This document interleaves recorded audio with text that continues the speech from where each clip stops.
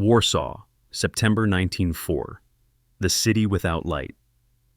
The wind moved through Warsaw like a whisper over bones. Ash drifted through broken windows, settling where streets once had names. Somewhere beneath the rubble, a clock still ticked, unseen, defiant. It was September. The uprising had fallen. And the city, once alive with trams and voices, now stood hollow and gray. Tracks bent like ribs beneath charred stone. Power lines hung like ropes across the sky. Every street hummed only with wind and memory. From the rooftops, German sentries watched through the haze. Below them, in basements and burned-out depots, small groups of Poles gathered in silence. They were engineers, mechanics, tram workers, men who once kept a city moving. Now, they kept its heartbeat alive in secret. Records describe one of them simply as Novak, chief of tram operations. No photograph survives, only notes written on salvaged ticket stubs, plans, measurements, and routes. He knew every line by memory, every curve of the city's veins. At night, he walked through ruins by candlelight, tracing where steel once sang. Each step marked by echo, glass underfoot, the hush of distant engines. He was not a soldier. He carried no weapon. But his war had not ended. The Germans had left the tram depots untouched, shells of brick and smoke. To them, the network was useless, a relic of a broken city. To Novak, it was a map of resistance. If the trams moved, supplies could move. If supplies moved, Warsaw could breathe again. The first meeting took place in a tunnel near Elektoralna Street. 7 men, 1 oil lamp, the smell of rust and fear. They spoke softly, not of revenge, but of wiring, axles, and current flow. Outside, artillery echoed, dull, distant, endless. Inside, they made lists of parts and prayers, power cables scavenged from bombed substations, copper stripped from abandoned radios, bolts taken from broken beds. Every piece mattered. Every hand remembered its task. By dawn, the city trembled with a new kind of noise. The tap of hammers, the turn of wrenches, the rhythm of breath beneath ruin. Smoke rose from hidden workshops, thin and quiet as incense. And through it all, Novak's voice. 30 days. No more. A target set not by hope, but necessity. Winter was coming. German patrols would tighten. If they failed, the city's last artery would die in the frost. For the men who stayed, there was no pay, no uniform. Only the will to move what could still move. One recalled later, "The silence was our shield. If they heard us, we were finished." They worked through rain, through hunger, through the sound of boots above. Each hour bought by another's distraction, another risk. A tram wheel turned for the first time on October 3rd, its groan echoing through an empty square. It was not triumph. It was proof of life. The wind carried that sound down broken alleys, through walls marked with bullet holes, and into the heart of a Pers, city that refused to die. Somewhere, a candle flickered beside a tram map, the lines drawn not in ink, but in ash. A small hand rested there, tracing a route home that no longer existed. The night deepened. The hum of machinery faded to stillness. Only the ticking clock remained, and under that fragile rhythm, Warsaw began to breathe again. October 1904, rain fell like dust from a cracked sky. Puddles gathered in shell holes, reflecting the glow of burning chimneys. Every street was a wound, yet beneath it, something moved. By October, Novak's network had begun to take shape. He called it the hidden line, not on paper, not in words, but in memory. From the old depot on Volska to the broken bridge near Królewska, he mapped each turn with his feet, measuring distance by breath and step. The Germans never looked for trams. They looked for guns, for flags, for fighters. They never thought to search for wires buried under rubble. And so the engineers built in silence. Hammer blows timed with distant artillery, welding sparks masked by thunder, every noise disguised by another war's noise. Records mention a woman named Zofia K., a tram dispatcher before the occupation. She became their courier, hiding fuses in bread loaves, notes in matchboxes, moving unseen through the ruins. Her footsteps were their telegraph. Each night, they met in basements beneath the power stations. Water dripped from ceilings like a metronome. The air smelled of oil and wet concrete. Men coughed softly, the sound swallowed by echo. Novak stood over a dismantled control panel, hands black with soot, eyes hollow from sleeplessness. "Electricity," he murmured, "is life in disguise." Someone wrote those words on a beam with a piece of chalk. They remained there until the end of the war. The first tram they restored was number 301, a relic from before 1939, its windows shattered, its seats burned. They called it Matka, the Mother. Inside, they wired cables scavenged from old typewriters. They patched holes with sheet metal torn from church bells. Every strike of the hammer carried the echo of prayer. Outside, patrols grew closer. Posters warned death for any resistance worker. Still, the lights flickered inside the depot, faint and trembling, like the pulse of something returning from the dead. A German convoy passed one night, engines growling through the mist. The workers froze, hammers poised midair. Only the hum of a generator betrayed them, but the sound was swallowed by rain. No one spoke until the engines faded eastward. At dawn, they pulled the tram from its shelter. Its paint was gone, its frame dented, its wheels cracked with rust. Yet when the power was fed through the line, a spark leapt, a light blinked once, and the motor groaned alive. The men stepped back. No one cheered. They simply watched as the wheels began to turn, slowly, haltingly, a sound between memory and defiance. Zofia recorded it in her small notebook. First tram moved at 05:37. God forgive us if they hear. That day the rain stopped. Smoke lifted above the city, revealing a horizon of ghosts, chimneys, towers, bones of buildings. From one end of Warsaw to the other, the faint hum of a single line carried through the morning air. It was not victory. It was continuity. A rhythm that said the city still had a heart, and it would keep beating beneath the boots that tried to crush it. By evening, the line went dark again. They dismantled the switches, hid the parts, erased their footprints with sand. Only silence remained, heavy, deliberate, and alive. And through that silence came a new sound, the echo of an approaching train from the German supply yard. They listened, unmoving, knowing that what they had built could either save lives or reveal them all. The night held its breath, and Warsaw waited for the next spark. Late October, 94, the city breathed smoke. Brick dust hung in the air like winter fog, and every gust stirred a sound, metal shifting, paper burning, hearts still beating. Novak and his workers moved beneath the streets now. Sewers became passageways. Old tram tunnels, half collapsed and slick with rainwater, became workshops. They called them the lungs of Warsaw. Down there, light was scarce. The hiss of gas lamps, the drip of condensation, and the quiet rasp of tools replaced any sound of life above. They worked by rhythm. 12 strokes of the file, one breath, then a pause to listen for boots overhead. Silence was safety. Precision was prayer. Records from the municipal archives later found one phrase repeated in their notes: power to move, power to hide. It became their creed. At the surface, the Germans tightened patrols. They suspected communications, not machines. They did not understand that movement itself could be rebellion. Novak's second team began wiring under Świętokrzyska Street, using copper lines scavenged from broken telephone systems. Zofia delivered a small transformer hidden inside a bucket of coal. Every object in the city carried two meanings now, one for survival, one for hope. A boy, no older than 14, served as lookout at the tunnel entrance. He had lost his family in August, but he refused to leave. Each night he tapped 3 times on the iron grate, once for the living, twice for the lost. That sound became their signal, their pulse. One night, as the workers hauled a motor casing through the tunnel, a shell exploded near Marszałkowska. The shockwave rippled underground, dust pouring from the ceiling in gray cascades. They froze, ears ringing, lamps flickering. Then, faintly, they heard the boy above call twice. Silence returned. No boots, no voices. They kept working.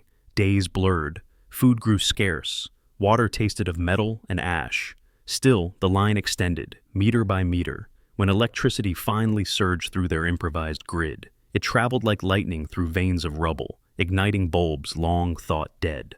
A faint orange glow appeared in the depot window. For the first time in months, light stood against darkness, fragile, trembling, real. Zofia wept quietly. No one spoke. Novak just turned the dial and whispered, "Now it remembers." Above them, German spotlights swept across the ruins. Machine guns rattled somewhere near the river, but underground, beneath the boots of an army, a handful of engineers had reclaimed motion. They tested the motor again at dawn. The sound echoed through the tunnels like thunder turned inward. It was deep, mechanical, human. That vibration carried through brick and earth, up through cracked pavements and shattered walls. In one corner of the ghetto, an old woman looked up from her candle and said softly, "The trams, they live." By October's end, they had restored 3 kilometers of track. They operated only at night, carrying food, medicine, and wounded between shattered districts. No one saw them. Only their sound, a low metallic hum fading into fog, proved they were there. German reports later mention unidentified machinery operating under curfew. They searched for tanks. They never found trams. One night, as the first snow began to fall, Novak stepped out from the tunnel mouth into the moonlight. The city was quiet. Frost glimmered on broken rails. He placed his hand on the steel, cold, smooth, and alive again. And in that silence, he understood what rebuilding meant. Not restoration, resistance. The wind shifted, carrying the faint smell of coal and oil. It was the smell of life returning. The hidden line was working, and every spark was a whisper against the darkness. November 1904, the first frost came early that year. It crept through the ruins like smoke, turning the rubble white.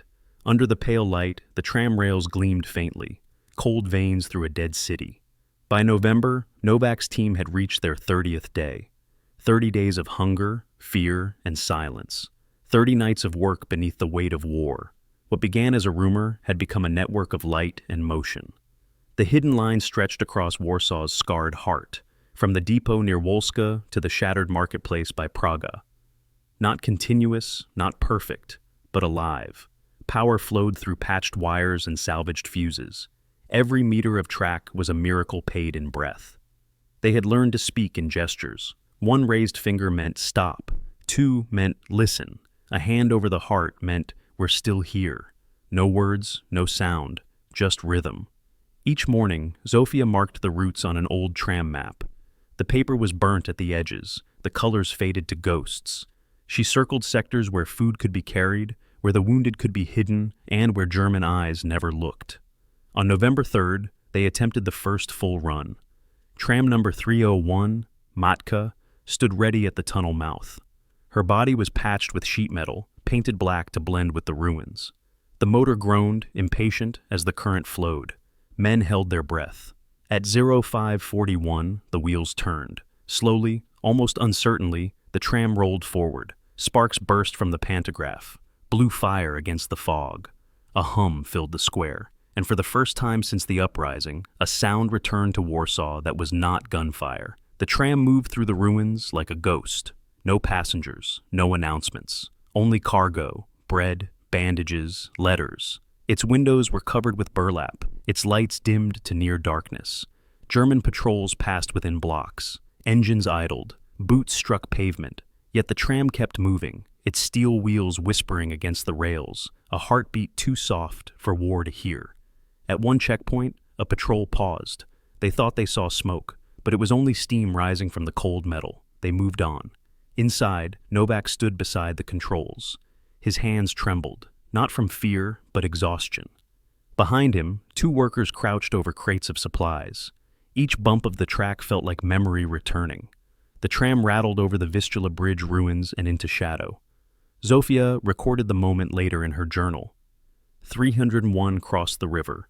The line breathes. The city breathes. By dawn, Matka returned to the depot, her side scarred with soot. The men waited for the sound of pursuit. None came, only the faint hiss of the cooling engine and the slow release of breath from every chest. They did not celebrate. They simply stood in silence, listening to the hum die away. That sound, fading into morning, was their anthem. From that day forward, the trams ran at night only. No whistles, no lights. Each visit run a gamble, each return a resurrection. Reports suggest the line carried hundreds of civilians and tons of food through the final winter of occupation. not one tram was ever caught. By mid-November, the German bombardment resumed. The city shook again. Bridges fell, rails twisted. But each night, somewhere beneath the roar, a faint metallic hum persisted. Novak slept little. He worked until his hands cracked, until his breath smoked in the cold air. When asked later how he endured, he said only, "I could not watch a city die without movement." That winter, Warsaw no longer had electricity for homes, but it had motion. Thin lines of steel carrying life through ruin. And when the snow fell, it covered the tracks like a blanket, hiding the proof but not the purpose. Only the sound remained, a whisper of metal against metal, fading into the wind. Somewhere beneath that wind, a city's heart still beat, steady, invisible, unbroken. December 1944. Snow came heavy and slow, silencing what the war had not already taken. It blanketed the ruins, settled over broken chimneys, and softened the outlines of death. Beneath that quiet, the engineers kept working. The tunnels were colder now, walls sweating frost, tools biting through numb hands. Each breath became a cloud, each motion an act of defiance. The hidden line carried on, its power fading, cables freezing, but still alive. They used candles for heat and body warmth to thaw wires. Every morning, frost clung to their clothes like metals unearned but deserved. One worker, identified only as Piotr G., collapsed beside the generator on December 12th. He had been wiring relays for 20 hours. They buried him under the tram tracks. No marker, no name. Only a single bolt placed at the spot, threaded through a folded scrap of metal. Later, that spot would become part of the restored system. Every tram that passed over it sparked, as if the city remembered. Above ground, the Germans grew suspicious. They noticed light flickers in the ruins at night, heard distant grinding noises through the snow. Patrols increased, dogs released. Still, the trams moved, slow, steady, silent. Zofia changed her routes daily. Her boots left faint trails in the snow, erased by dawn wind. She carried no papers, only a single rosary hidden inside her coat. The beads clicked softly as she walked, a metronome for courage. Inside the tunnels, the men had stopped counting days. Time existed only in the rhythm of the machines. Turn the crank, feed the wire, listen, breathe, repeat. Novak seldom spoke anymore. His voice had gone hoarse from smoke and exhaustion. But when he did, the men listened. Once, as frost rhymed the tunnel walls, he said quietly, "When this ends, remember, it wasn't the trams we rebuilt. It was the idea that we could move again." Outside, Warsaw froze solid. The river locked in ice, the air so cold it cracked.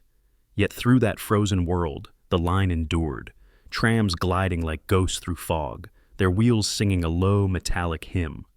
On Christmas Eve, the workers gathered in the depot. No tree, no candles, only the faint glow of a single filament bulb, powered by their stolen current. They stood in silence, each holding a piece of bread, each remembering someone who would not return. Then, from far off, came a sound, a tram bell, faint and uncertain, ringing once through the snow. Someone had pulled the cord by mistake. No one scolded him, they just listened. The bell echoed through the ruined streets, carried by wind across bridges and rubble. In the distance, an old man lifted his head, thinking for a moment that the city had come back to life. That night, frost glimmered on the rails like starlight. No headlights, no passengers, only the whisper of steel remembering its purpose. In the archives, there is one final note in Zofia's hand. Tram 301 runs. We are not gone. Snow fell harder. After that, burying everything in white silence. But beneath it, the line still hummed. Electricity still searched for ground, and the memory of movement, the proof of endurance, remained alive beneath the frozen city. Above, the wind carried the sound of bells from a distant church. Each chime blurred into the next, until it was no longer sound, but breath. Warsaw slept, but its heart, deep, mechanical, human, kept beating under snow and shadow. January 1945. The new year arrived without color. The snow turned gray, the air smelled of smoke and iron. Every sound was distant, a muffled echo inside a frozen shell of a city. By January, the trams no longer ran. The current had weakened, the transformers burned out, and most of the workers were gone, some to the east, some taken, some simply vanished between patrols and hunger. Novak remained.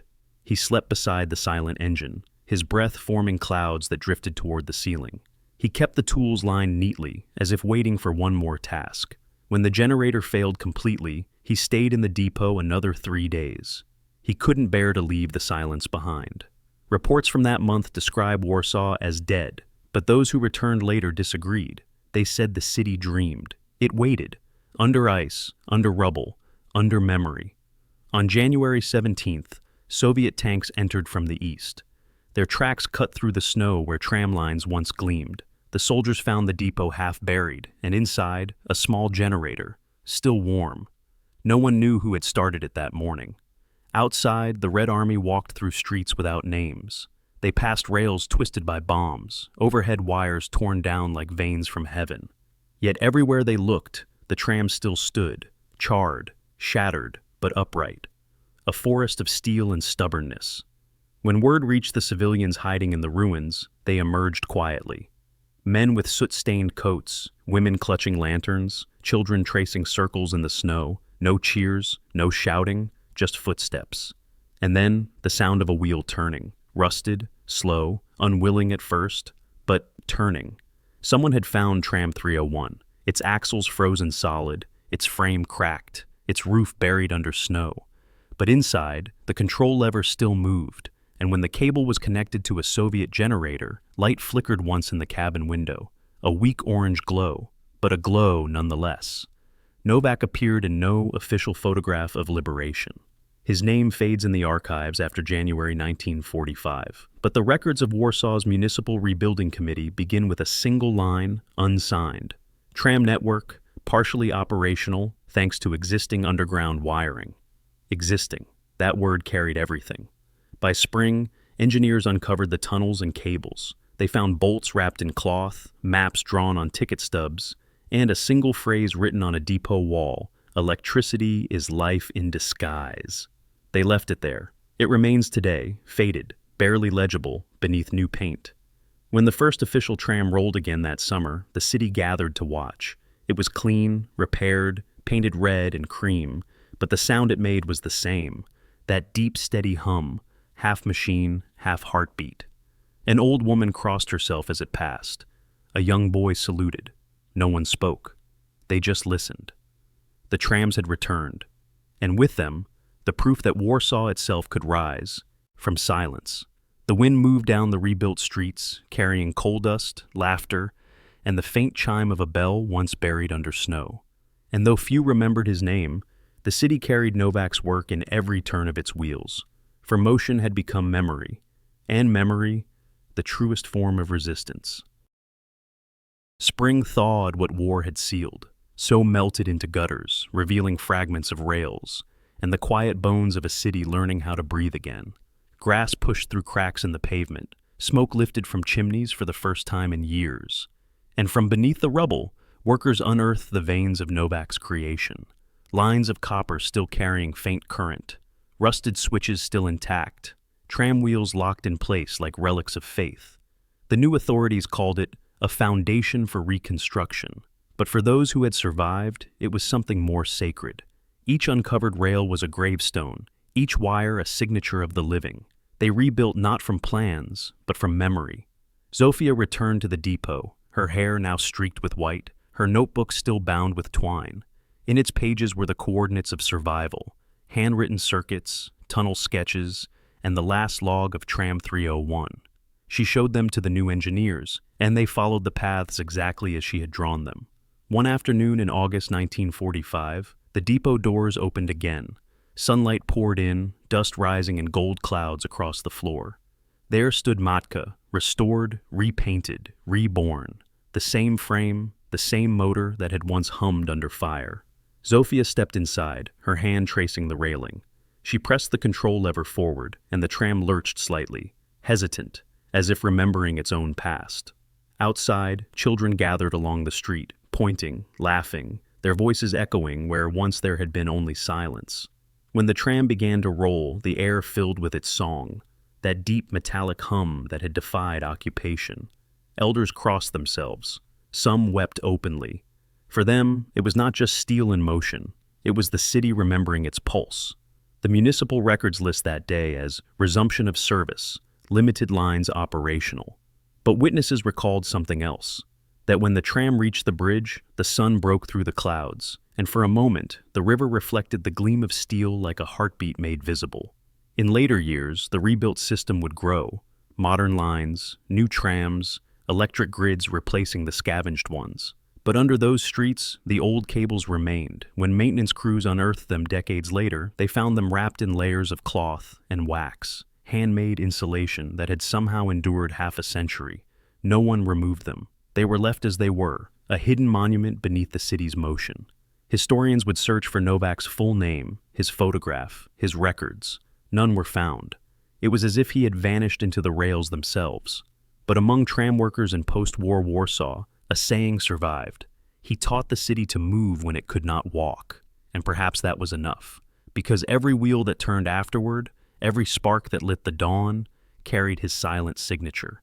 Years later, a child born in 1946 would stand by the tracks, watching the trams pass, and ask his mother what that sound was, that low, humming vibration under the street. She would answer softly, "It's the sound of the city remembering how to live." And in that moment, Warsaw's war finally ended. Not in the silence of defeat, but in the music of motion. Decades passed, Warsaw rebuilt itself from ruin to rhythm, its skyline rising where smoke once lived. Yet beneath the modern hum of engines and power lines, the city still whispered in metal. Each morning, when the first tram bell rang, it carried more than a schedule. It carried remembrance. Every chime echoed through streets that once burned, through stations rebuilt over graves, through cables laid by hands that never came home. The post-war engineers called the network a miracle of endurance. But those who had lived through the occupation knew the miracle had names, some forgotten, some never spoken aloud. Novak, Zofia, Piotr, and the nameless others who worked by candlelight, their faces half lit by flame and faith. They became ghosts of motion, woven into the city's current. Whenever sparks leapt from the overhead lines, the old tram men would nod and say, "They're still working." In 1964, an electrical failure near Elektralna forced repairs deep beneath the street. Workers found the remains of the tunnel, timbers charred black, rails fused together by fire. Inside a rusted junction box, they discovered a folded piece of metal, sealed under wax. When opened, it revealed one short inscription, "Power to move, power to hide." The foreman ordered it cleaned and mounted on the depot wall. It hangs there still, behind glass, the handwriting faint but unbroken. Warsaw's historians would later call the Hidden Line one of the earliest organized urban engineering resistances of the war. No weapons, no soldiers, just motion, the quiet defiance of machinery refusing to die. Every year, on the anniversary of the Uprising's end, tram drivers pause for 30 seconds of silence. Engines idle. Passengers wait. No one speaks. Only the hum of current fills the air. That low vibration that once meant survival. Zofia's notebook rests today in the Warsaw Museum of Technology. The pages are fragile, the pencil marks fading, but the diagrams remain clear. The curator keeps it open to a single page, the line drawn between Wolska and Praga, labeled simply Night Route. Next to it, a small placard reads, "These lines carried no soldiers, but they carried a nation's breath." Visitors often stop and listen, as if the paper itself still hums with electricity. And in a way it does, for history has current, and memory conducts it better than wire. When modern trams glide through the city now, their steel wheels strike sparks at night, tiny flashes under the streetlights, bright and brief, like candles against the wind. Each one a reminder that endurance has sound, that courage can be mechanical, that motion, even hidden, even fragile, can outlast fire. And for those who stand at dawn near the old depot, listening to that first tram pull away, there is sometimes a moment, a pause between the clang of the bell and the rolling of wheels, when the air itself seems to breathe. It is then, in that heartbeat of silence, that the city remembers its engineer, not as a hero, not as a name in marble, but as a sound beneath their feet, a hum, eternal and unseen. The trams still move, the rails still shine after rain, and the words carved into the depot wall still hold true. Electricity is life in disguise. That life, born of ash, sustained by courage, and carried forward by steel, is the legacy Warsaw gave to the world. For motion is memory, and memory, kept alive in silence, is what turns history into light.